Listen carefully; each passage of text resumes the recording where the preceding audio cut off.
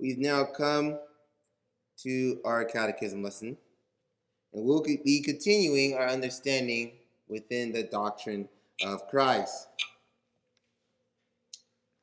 Now, we've come to that aspect which is the estate of his mutilation.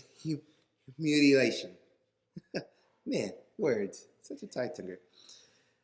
And within knowing this estate, I want to bring to your attention 2 points. Of the first, what requisites should the Redeemer have to mediate the covenant of grace? And did this estate, secondly, make it proper for him to take the function that is the mediator? My short introduction. In this soliloquy, I bring to your attention that first covenant God had established in the garden. And as the narrative continues, we understand that our parents did not fulfill their obligation as requested of them. Well, because the estate of sin and misery was created for mankind, a Redeemer must undo what was done. So let's take a closer look. What our assistant pastors have conveyed, and it's been understood based on what we've gone through in the past lessons, the Father elects, the Son redeems, and the Spirit seals. But these responsibilities and roles were agreed upon initially before the world began amongst the Godhead. So, think about this. If the Redeemer of man is supposed to make right, how is he going to do his job if it's not defined? And we know, as I stated before, the Godhead had to define the roles. So therefore, since this is the case, only by good and necessary consequence may we deduce from Scripture, and because of the dispensation of time, we know the Redeemer has been revealed, and the canon of Scriptures has been closed. So, as Paul puts it beautifully in Ephesians 1:9, the Lord made known his mystery to us, according to his good pleasure, which he set forth in him. So then, it allows me to segue to my first point. What should be the requisites of the Redeemer to have to mediate the covenant of grace?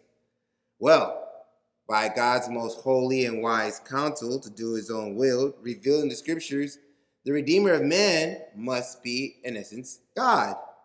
And being that it was God, then of the three, it was God the Son who was to take this role. For in doing so, and him being the eternal Son of God, he is of one substance and equal with the Father. John 10, verse 30. I and the Father are one.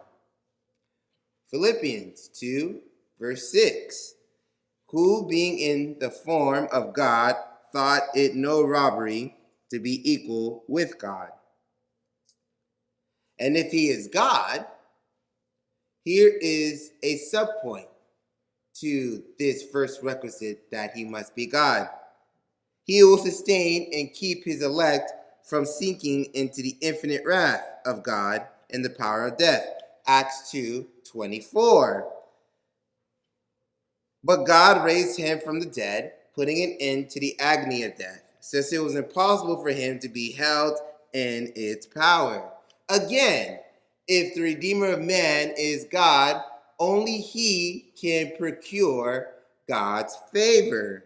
Note here, Matthew 3:17. Behold, the voice came from the heaven and said, "This is my beloved Son, in whom I'm well pleased." Only him can he purchase a people for his own possession. Titus 2:13 and 14. Looking for the blessed hope, appearing of the glory of our great God and Savior, Jesus Christ, gave himself for us to redeem us from every lawless deed, and to purify for himself a people for his own possession, eager for good works. He can give them his Spirit. Galatians 4 verse 6, because you are sons, God has sent the Spirit of his Son into your heart. So now you can cry, Abba, Father. Only he can satisfy God's justice and bring to the elect to them everlasting salvation. Romans 3:24, being justified as a gift by his grace through redemption which is in Christ Jesus. Verse 25, whom God displayed publicly as a propitiation in his blood through faith.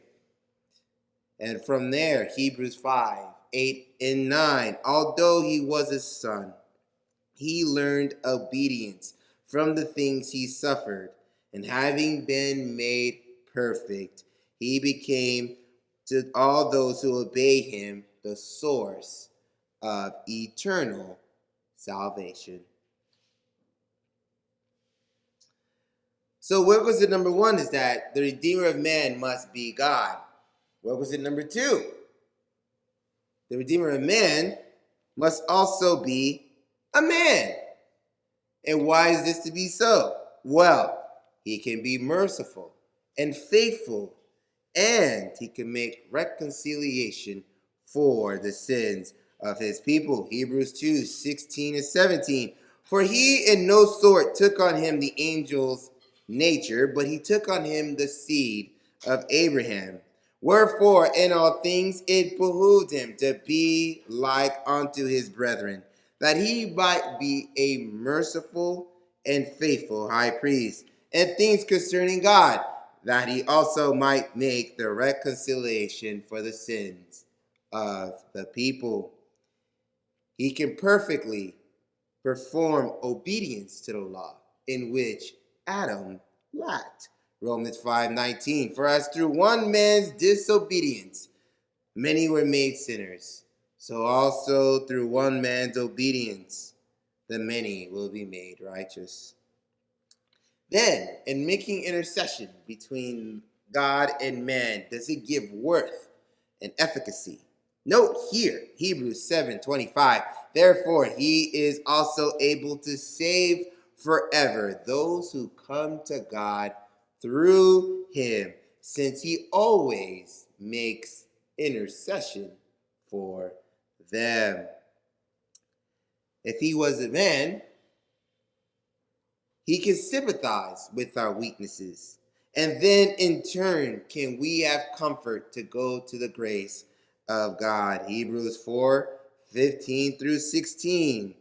For if we do not have a high priest who cannot sympathize with our weakness, but one who has been tempted in all things just as we are, yet without sin, let us therefore draw near with confidence to the throne of grace, so that we may receive mercy and find it in the time of need. Again, by him can we be adopted as sons. Galatians 4:5, so that he might redeem those who are under the law, that we might receive adoption as sons. So, requisite 1, the Redeemer must be God. Requisite 2, the Redeemer must be a man.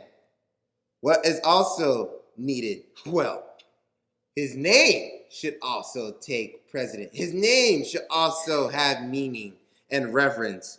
Therefore, requisite 3, consider this: his name shall be holy.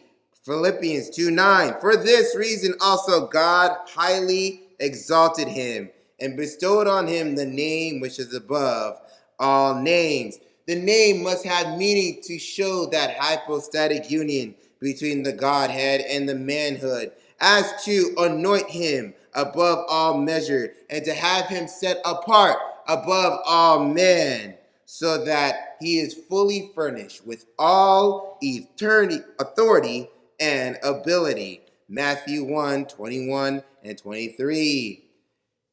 She will bear a son, and she shall call his name Jesus, for he will save his people from their sins. And they shall call his name Emmanuel, which is translated, God is with us.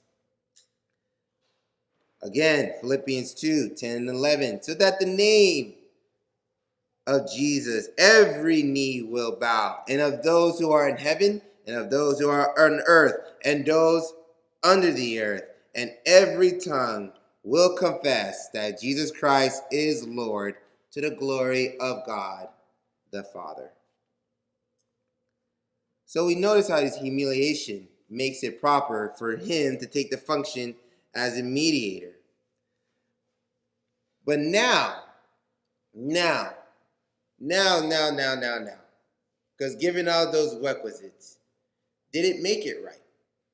How did he exemplify himself? And showing that now that we knew the foundation and the basis by which he is to redeem man, how does that now get played in time and space? The question is, how did Jesus Christ, in this first piece, become a man, right? For he is the Son of God. And this is where I want you to take your attention to, because in his humiliation, we're going to exemplify it in his birth, we're going to exemplify it in his life, and we're going to exemplify it in his death. For in his birth, Jesus Christ, the Son of God, as you've heard before, emptied himself by taking the form of a bondservant and being born in the likeness of men, and yet without sin. A body was prepared for him with a reasonable soul. It was conceived by the power of God, the Holy Ghost, in the womb of the Virgin Mary, so that in the fullness of time to become the Son of Man. Note here, even the estate of which his parents took was considered, for he was made from a woman of a low estate, and to be born of her, because she carried diverse circumstances of more than the ordinary. What does it mean? She wasn't famous. She wasn't rich. She wasn't esteemed. She didn't have any some sort of notoriety. Well, I mean, nowadays, if you talk to a Roman Catholic, they want to make her co-redemptress. But that's a different story for a different day. I bring your attention to Luke 2, verse 7. And she gave birth to her firstborn son. And she wrapped him in clothes and laid him in a manger, because there was no room in the inn for them. And the scripture even goes further, as Paul shows why this was purpose concerning him. 2 Corinthians 8, verse 9. For you know the grace of our Lord Jesus Christ, that though he was rich, yet for your sake he became poor, so that you through his poverty may become rich. How did the Christ exemplify himself in his life? And this, again, I'll even bring it to you in this question. By good and necessary consequence, can you ask, how did Jesus Christ, again, being the Son of God, now becoming man, conduct himself? Well, again, he took himself a true body, without sin and a reasonable soul. So, as he cohabited with mankind here on earth, Christ humbled himself in this life by subjecting himself to the law, which he perfectly fulfilled. Matthew 5:17. Think not that I have come to destroy the law or the prophets.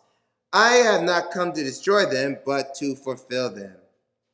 Christ further humbled himself in this life by conflicting with the indignities of the world, the temptations of Satan, and the infirmities in his flesh. Hebrews 2:18. For since he himself was tempted in that which he has suffered, he is able to come to the aid of those who are tempted. But now note this. In humbling himself in this life, he endured the most grievous torments immediately to his soul and the most painful sufferings to his body. Do you remember the Garden of Gethsemane?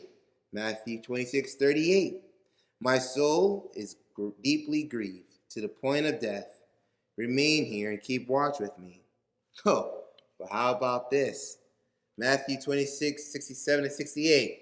As they spit on his face, as they beat him with their fists, they mocked him as they slapped him and said, "Prophesy to us, you the Christ. Who is the one who actually hit you?" So now, in facing the tortures of this world, do we now segue to this question, which is, how did Jesus Christ, being the Son of God, humble himself in death? For in death, we notice he was betrayed by one of his own, then forsaken by the remaining 11. He suffered scorn and rejection by the world. He was unjustly condemned by the Roman government, by which his persecutors tormented him. He further showed his conflict with death by battling with the powers of darkness, for he felt and he bore the weight of God's wrath as he laid his life as an offering for sin and enduring the painful, shameful, and cursed death on the cross. Because remember, note the presence that he feels in agony. Luke 22:44. And in being in agony, he was praying very fervently, and his sweat became like drops of blood falling to the ground. To the point when he was hanging on the cross in Matthew 27:46. He states, and I quote, my God, why have you forsaken me?" So note, even towards this, as it comes in his humiliation, it's really interesting to notice what transpired after death. For consider his burial, where he continued in the state of death and under the power of death until the third day. And you've heard it from our creed when it was expressed, he descended into hell. Clearly, this is what it means. Matthew 12:40. For just as Jonah was in the stomach of the sea monster for 3 days and 3 nights, so will the Son of Man be in the heart of the earth for 3 days and 3 nights. So with this, I conclude, by the most wise and holy counsel of God's own will revealed in the scriptures, we thou saw the Redeemer's requisites were defined. But further, giving Christ's humiliation, we notice how he humbled himself in birth, in life, and in death. For being conceived by the power of God the Holy Ghost in the womb of the Virgin Mary, we saw how he cohabited with mankind here on earth. And then we finally noticed and understood how he was crucified, died, and was buried. And all this, throughout all this, yet he saw no corruption. For being our Redeemer, and he was without sin. It was on the third day do we see the promised work. And in the next lesson, we're going to examine that promised work with Christ and his exaltation.